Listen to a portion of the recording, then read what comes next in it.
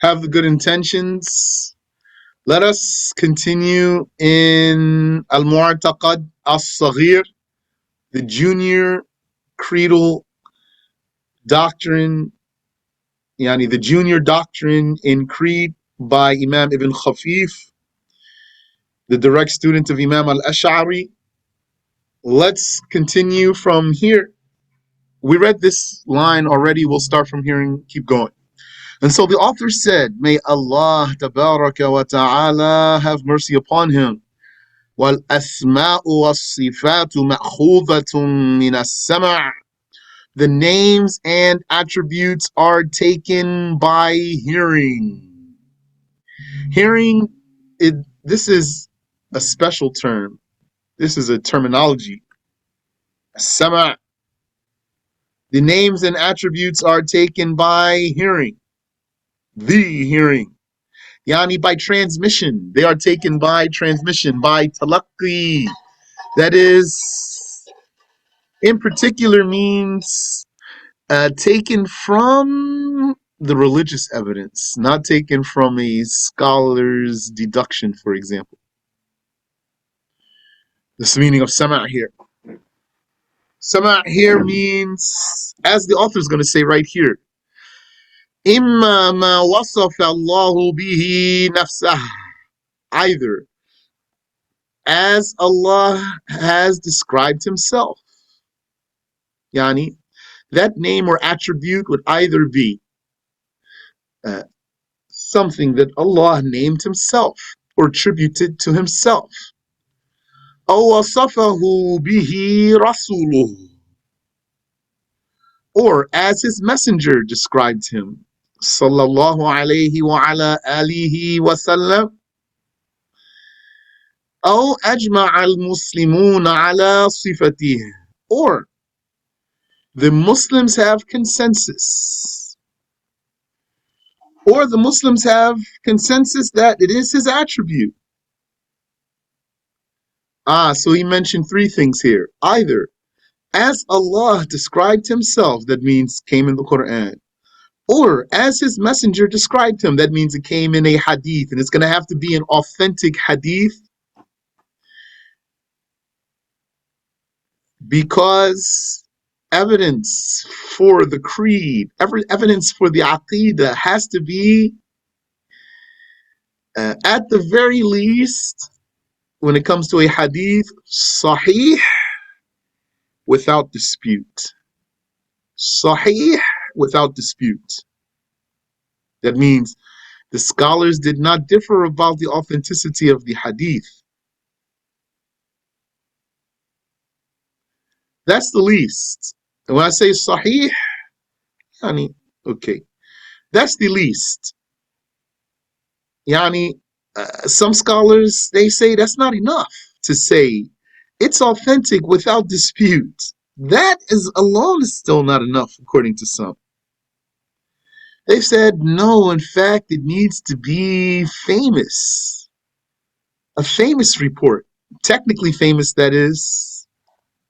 Technically famous. Technically means famous according to the hadith terminology, which means it was reported by at least 3 reporters at every level. Some said not enough just to be authentic without dispute. It has to be mashhur, narrated by at least 3 at every level, and sahih, and authentic. Not just authentic, but authentic and mashhur, famous, technically famous. Some said it doesn't have to be the proof for aqidah, doesn't have to be famous, it doesn't have to be that high, it can just be authentic, like even if one narrator narrated it and not 3, but authentic such that no scholars disagree about anyone in the chain. So it means cannot be a hadith that they differed about. This is important because some people are going to try to push some deviated creed on you and support it with a hadith that is not authentic by consensus. Not authentic by consensus. I'm not even talking about being mashhur, being technically famous, less than technically famous. So the Hanafis, they say it needs to be technically famous, the hadith to be evidence in the aqidah. Others, they say it doesn't have to be technically famous, but it can't be a hadith that the scholars disputed about. They can't have disputed about any of the narrators in the hadith, or else it won't be proof for the aqidah.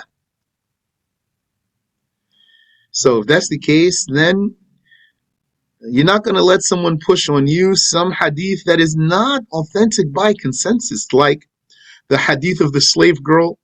This hadith is disputable. What does it mean? What's the story? What's its level? This hadith is definitely disputable. So it's not going to be proof in the aqidah.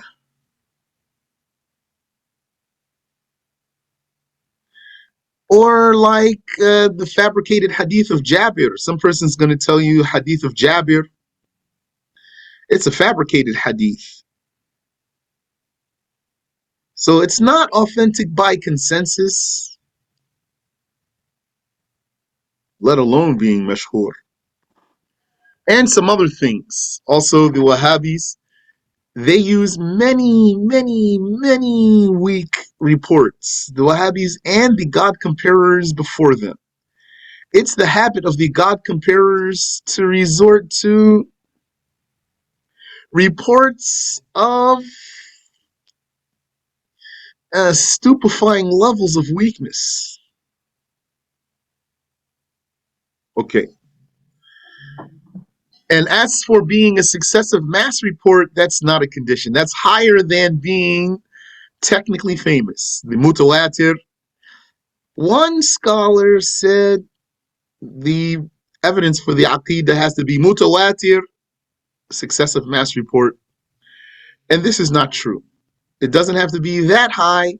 And the Hanafis, they said the proof from the hadith for the aqidah has to be technically famous. That means at least 3 narrators at every level are narrating it, plus authentic. And some scholars said even that high doesn't have to be, can be just authentic, but without any dispute amongst the scholars about any of the narrators. Why are we saying all of that? Because Ibn Khafeef said, وَالْأَسْمَاءُ وَالصِّفَاتُ مَأْخُوذَةٌ مِنَ السَّمْعِ. The names and attributes are taken from the hearing. That means from the religious documents, from the revelation. إِمَّا مَا وَصَفَ اللَّهُ بِهِ نَفْسَهُ. Either what Allah has described Himself with. أو وصفه به رسوله صلى الله عليه وسلم. Or His messenger described Him with it. أو أجمع المسلمون على صفته. Or the Muslims have consensus that it is His attribute. Okay.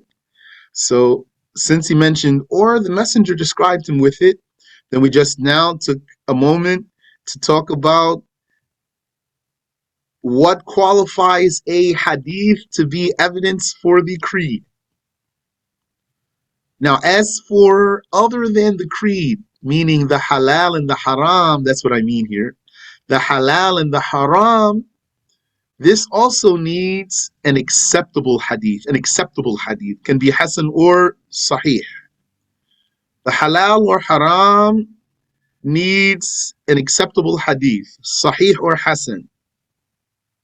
And what did he not mention here? He did not say either what Allah named Himself with it, or His messenger named Him with it, or the companions named Allah with it, or the tabi'un named Allah with it, or the salaf named Allah with it.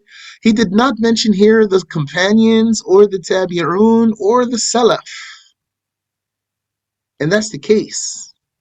A name or attribute of Allah is not established by the word of a companion, or a tabi'i. It's either going to be from the book of Allah, or it's going to be from an authentic hadith of the Prophet alayhi salatu wassalam, or it's going to be a matter of consensus, like Allah's name, Al-Qadim. There's consensus that Allah is Al-Qadim. لا تؤخذ أسماؤه تلقيبا ولا قياسا.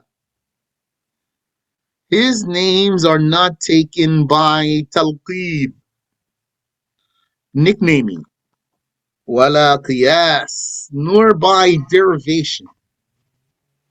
I just remembered something I wanted to tell you. So, his names are not taken talqiban by nicknaming. So that's an attempt to translate there. So in Arabic, you have different kinds of names. One kind of name is called laqab. Laqab. A laqab is a nickname. It is a name put forth for praising or dispraising a person. Like Zainul Abidin, that's a laqab. The decor of the believers, so that's someone's name, Zainul Abidin. I knew a brother, his name is Qamaru Zaman. That's his real name, though. It's not a laqab. Qamaru Zaman, the moon of the time. Some people asked him, what's your name? He said, Qamaru Zaman. He said, MashaAllah.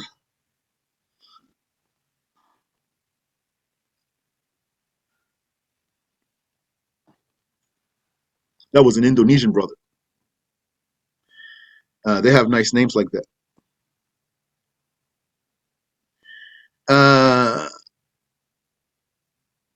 Or like if someone's name was Anfunaqa, camel nose. That's for dispraise.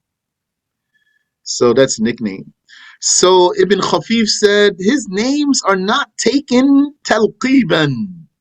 So I'm just translating that as it appears to me, like nicknames. But what he really means, though, what the statement really means is his names are not derived.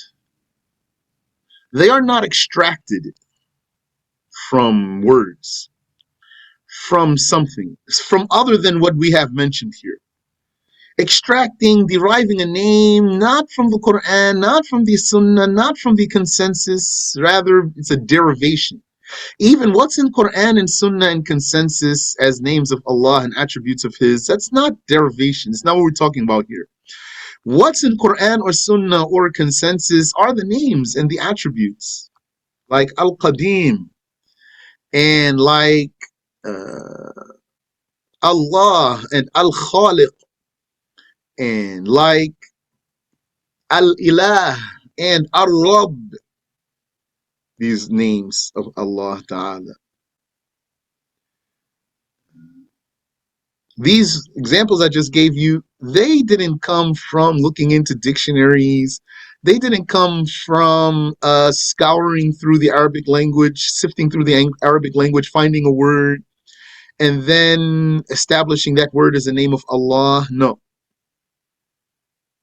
They came by the sama', the hearing, meaning the religious transmission.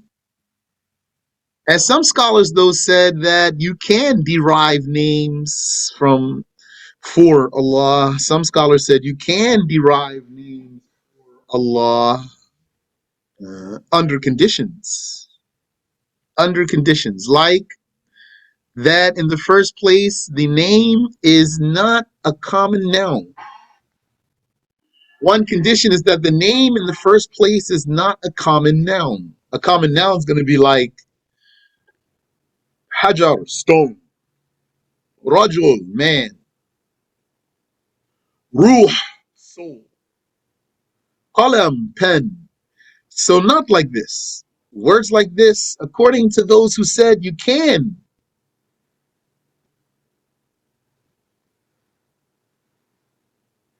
According to those who said you can derive names like Al-Ghazali, they said you can, but under conditions. One condition is that it cannot be a common noun. Can't be a common noun. Any common noun. And another condition is that, okay, before that. So if it's not common noun, what's going to be according to them? According to Al-Ghazali and anyone who may have agreed with him here? It's going to then be, subhanAllah. How's the voice? How's the voice? Good voice, good voice? Has my voice been clear this whole time? Then it's going to be, according to Al-Ghazali and whoever may have agreed with him here, a wasf, wow, sod, fat, WASF, underline the S. Wasf, a description, a descriptive name, an adjective. It will have to be an adjective. And they said it cannot be misleading, cannot give a wrong impression, an impression of imperfection. It has to be something that only has a meaning of perfection. And an example, according to them, is al-tahir. Al-tahir, underline the T's.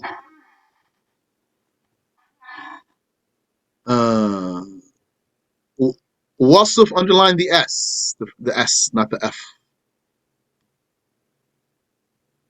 Sod. According to Al-Ghazali, you can call Allah, you can name Allah Al-Tahir.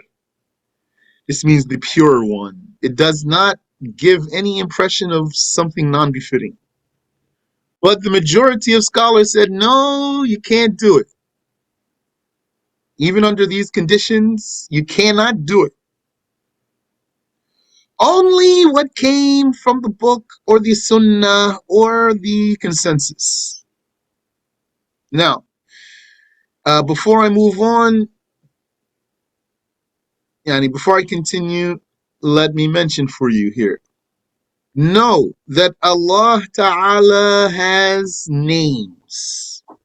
His names are those words by which you may call upon him. You would say, yeah, which means oh. So you say, yeah, Allah. Then this means Allah is one of his names. Oh, Allah. And you may say, yeah, Rabb. Oh, Lord. And you may say, yeah, Ilah. Oh, God. So those work in English, those names. Rabb, Ilah, God, Lord. Okay, so that's the name of Allah. So you say, Ya Allah, Ya Rahman, Ya Rahim, Ya Malik, Ya Quddus, etc. These names of Allah, you cannot translate them and then say those translations are his names. Not always. Like, if it were said, Al-Qadir means the powerful one, or the powerful. Then you don't say, oh, powerful. That means not his name. You don't call him like that. Or if it were said, Al-Ali means the knowledgeable. You don't say, oh, knowledgeable. So that's not his name yet. So Allah has names, Azza wa Jal. Also, Allah has descriptions. These descriptions are not names. And the scholars have extracted these descriptions. They have extracted descriptions. Like Mawjood, existent. And you don't say, yeah, Mawjood. It's not one of his names. And like Al-Mutakallim, speaker, Allah is speaker. That's not one of his names though. You don't say, yeah, Mutakallim. And also like shay, something. Allah is shay, something. You don't say, yeah, shay, oh, thing. So that's not one of his names. Yes, the Wahhabis and the people who liken Allah to the creations, they do use weak narrations to prove names and attributes, and fabricated narrations, and also reports from Sahaba, reports from Tabi'un. Let's clarify this also. We said we do not rely on the saying of a Sahabi or a Tabi'i for proving a name or attribute of Allah. Yes. So what do we take from them concerning this? We take from them what they transmit from the Messenger of Allah, sallallahu alaihi wasallam. When the companion is transmitting what the Prophet said, alayhi salatu wasalam, and in that there is naming of Allah. Not that he is the one saying that Allah is such and such. If it's his statement, he's saying Allah is such and such. And that's not a prophetic hadith, then this is not evidence that Allah has such a name or attribute. Wala qiyasa, nor are his names and attributes taken by comparing, by comparison, or by analogy. Meaning, it's also not valid to say, okay, the names of Allah, we know them, like Al-Qadir and Al-Alim and other names of Allah. And so we can just use other words too that have the same meaning. So why we cannot say Allah is Al-Mustati'? Al-Mustati'.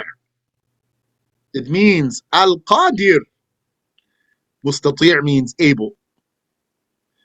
Why we can't say Allah is Al-Mustati', the able? Istita'a means qudra, power.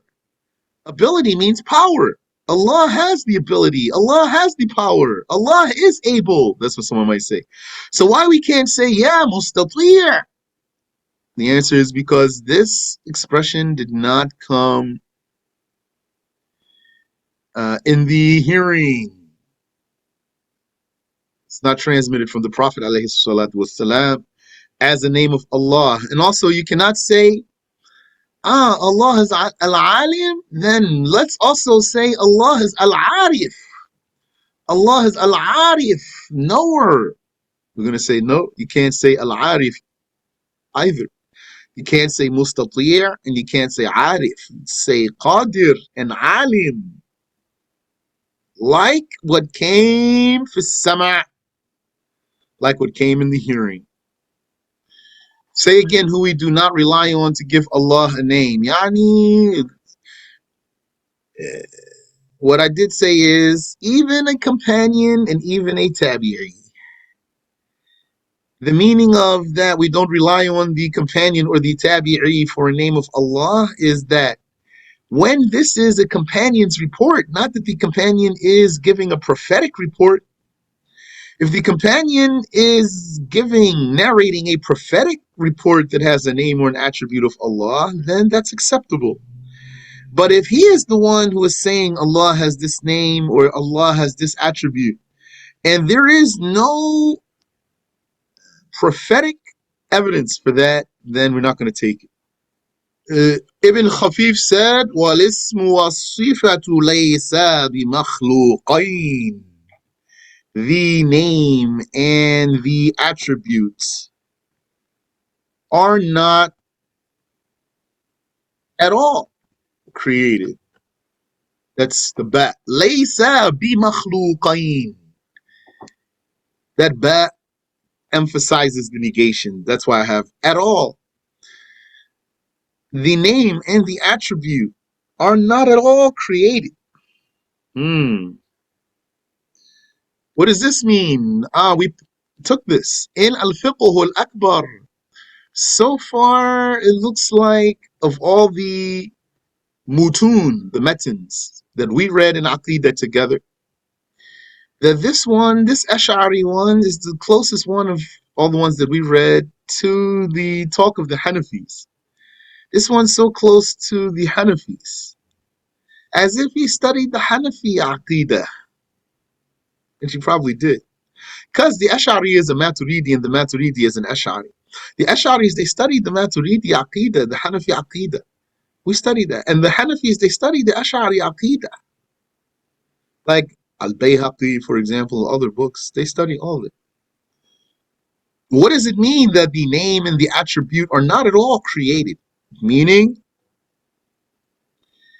what the name refers to and what the attribute refers to. So we say, for example, in our created words, we would say Allah has power. So this word power, it is for sure created. The word is created.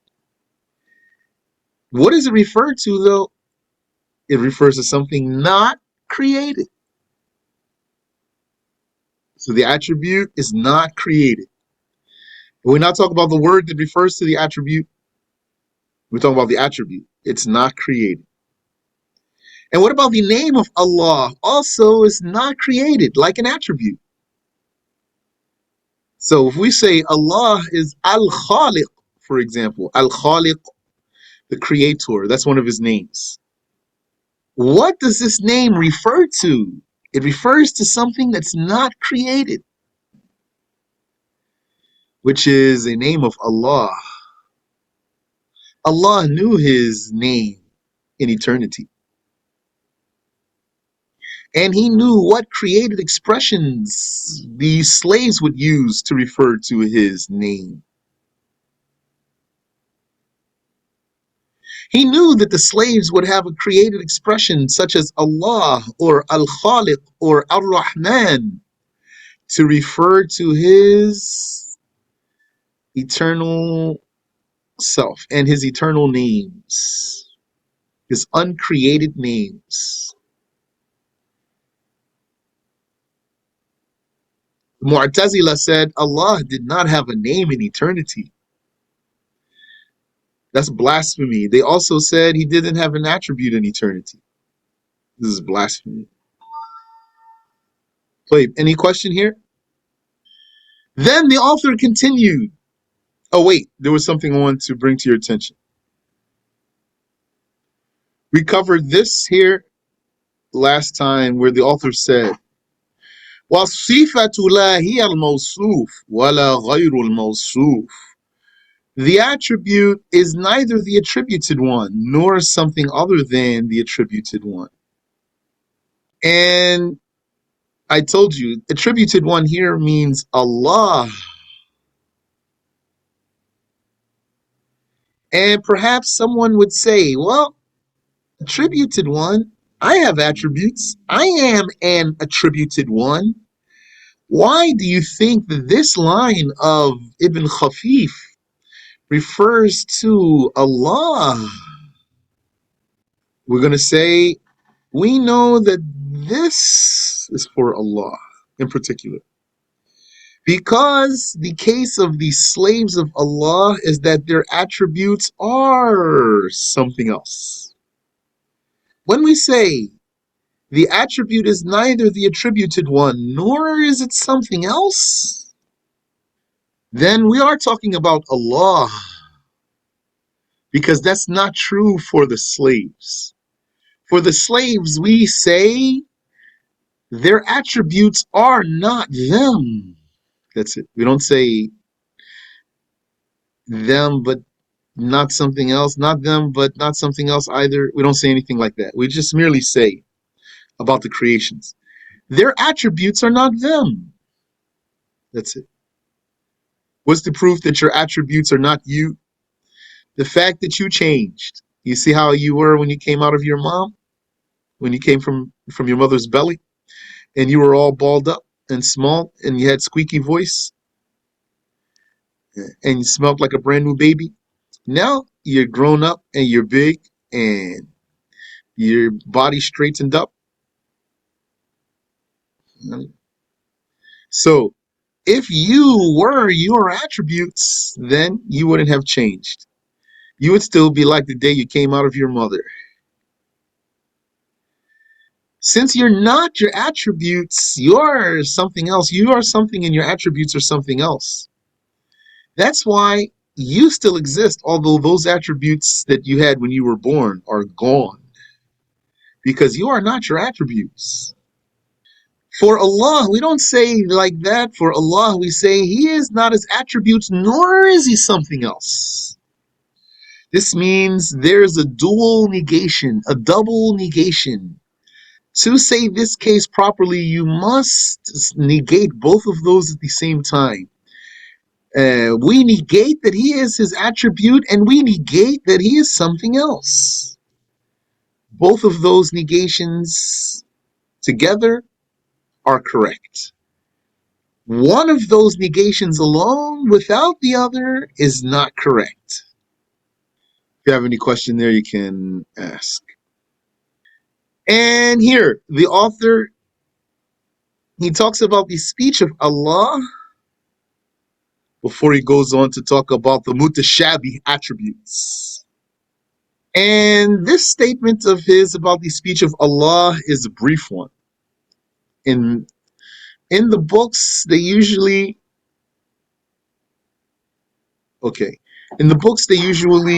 uh, talk more about the attribute of speech. Here he only has a little bit, but someone is asking me to repeat, so let me repeat. Can I give an example of what I just said about our attributes are not us? Our attributes are something else? Yes. So I gave you an example, which is I said, when you were born, when you first came out of your mother, you had some attributes, like you were all balled up, and you had a squeaky voice, and you had smell of a brand new baby. You smelled like a brand new baby. And I assume people usually do. Now you don't have those attributes anymore. Now you are a grown person, for example. Maybe you got some battle scars as you've lived your life. Got scrape here, chipped your tooth, for example. You're not having the same attributes you had before. So then this proves that we are not our attributes. We are something, ourselves are something, and our attributes are something else. Because we still exist, although those attributes we had are gone now. Your attributes as a baby are gone now. The soft skin, now your skin is harder. The soft hair, now your hair is harder. Your body's bigger, your bones are stronger, your muscles are more dense, etc. You have different attributes now, not the same. If you were your attributes, Yani, if your attributes were not something else, then you would still be just like the day you came out of your mother. Because those attributes would be who you are. But you didn't keep those attributes. Right now, those attributes are not who you are, right? The attributes you had as a baby are not who you are now. So this means that your attributes are something else as a creation. For Allah, we say, though, He is not His attributes, nor is He something else. Two negations together. You must do both negations together. Not His attributes and not something else. He is neither His attributes nor is He something else. Here it says in the Arabic, وَالصِّفَةُ لَا هِيَ الْمَوْصُوفُ وَلَا غَيْرُ الْمَوْصُوفُ. The attribute is not the attributed one, and it's not something else. That's for Allah only, because Allah is not like the creations. For the creations, though, you say, the attribute for the creation is not the one who has the attribute. It's not the attributed one. The attribute for the creation is not the attributed one, period. Can't say the same thing about Allah and the creations here because Allah is not like the creations. So for Allah, you say the attribute is not the attributed one, nor is it something else. That's for God.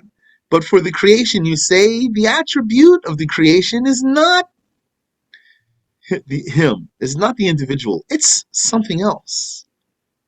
Is this clear? Assalamu alaikum, Sheikh. Wa alaikum assalam wa rahmatullah. I get everything else. Now I'm trying to find. You went into in depth before another class about the same thing. I'm just trying to get an example.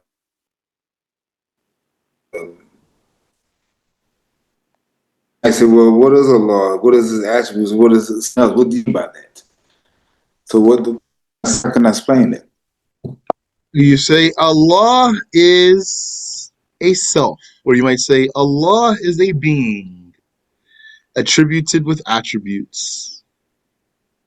That's how you can answer that. The attributes, they tell about his self. They inform about his self. Yes, Sheikh, thank you. You're welcome. So Allah is not his attributes. Yani, because if he were his attributes, that means he's not a self. He's just an attribute.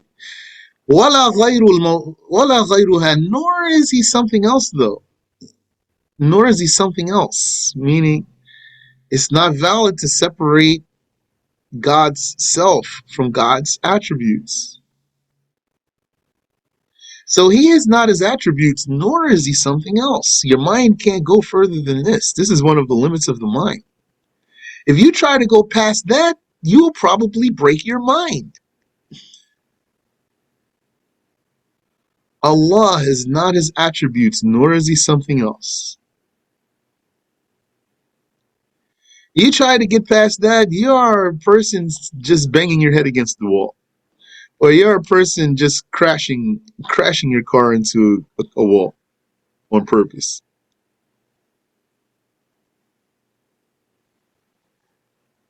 Don't forget, you cannot know the reality of Allah.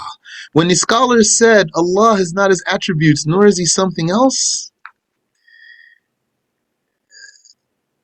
they said this out of their profound comprehension of the reality. And then they shared that knowledge with the others. Allah is not like anything, nor is he. Sorry, the attributes are not him, nor are they anything else. That's for Allah. For the creations, they are not their attributes, period. So, is this clear? Had Allah been his attributes, then it means he doesn't have a self, because he's an attribute. Had he been something else, then it would mean that he's a self without attributes. Either one of those are invalid. Both of those are invalid. So you have to merge them both together. And the result of that is a double negation, a double or dual negation. Allah is not his attributes, nor is he something else. I have a question. Yes. So you said we cannot call Allah in with his attributes. Like sometimes I say Ya Qawi. Am I No, I wrong? didn't say you cannot call Allah by his attributes.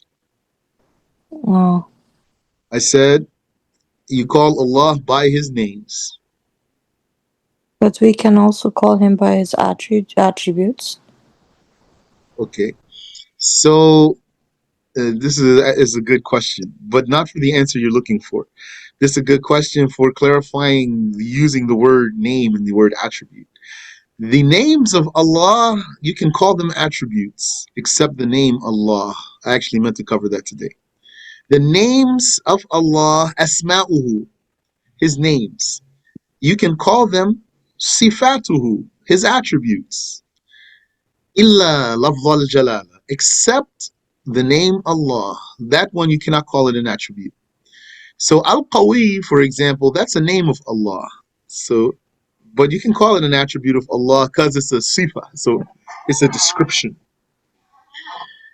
So you can call him by his names. If when you say his attribute, if you mean his name, then you can call him by it.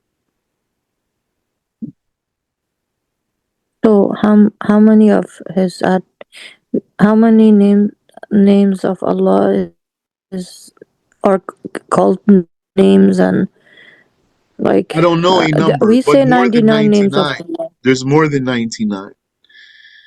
There's 99 mentioned in one hadith. When the Prophet So sallallahu you're alaihi saying that wasallam said, when the Prophet alayhi salatu wasallam said, Allah has 99 names, 100 minus 1. Whoever memorizes them and understands their meanings shall enter paradise. This does not mean he does and not have more than 99 names. It just means there are 99 names in one hadith. Those 99 names have special merit. He has other names too besides the 99. So I don't know a number for his names. Yes, go ahead. so the all the names of Allah have attributes except lafzul jalala. Not have attributes. All the names of Allah, you can call those names attributes, except lafzul jalala. So his name Al-Qawi, you can call it his attribute. His name Al-Alim, you can call it his attribute. His name Allah, you can only call it a name. Don't call it an attribute. Oh, okay. Barakallahu fi. Ameen wa fikum. Question here. When it said the names of Allah are taken from his naming by Prophet Muhammad sallallahu alaihi wasallam, and the consensus. The consensus is from the Quran and from the Hadith. So is this redundancy or something more? No, it's more. It's not merely redundancy. The consensus is derived from the Quran or the Hadith, but it's not a statement from the Quran or a statement from the Hadith per se. Is going to be what the scholars have agreed about, the mujtahid scholars of the nation of Muhammad sallallahu alaihi wasallam. And the scholars said it's even possible that there's a hadith that fell out of transmission, fell out of circulation, no longer circulated. Was a hadith from the Prophet alaihi salatu wasallam, stopped being circulated, but there would be a consensus that covers that hadith. So they said the consensus is based on the Quran and the Sunnah, and it covers any tradition that did not reach us. Now, barakallahu fikum wa jazakumullahu khaira. What does at-tayyib mean? Tayyib means good, but that's not the one that Al-Ghazali said, as far as I know. That was a slip on my part. It's Al-Tahir. According to Al-Ghazali, you can name Allah Al-Tahir. So you can say, Ya Tahir, according to him, because it fulfills some conditions that he mentioned. Ameen wa fikum.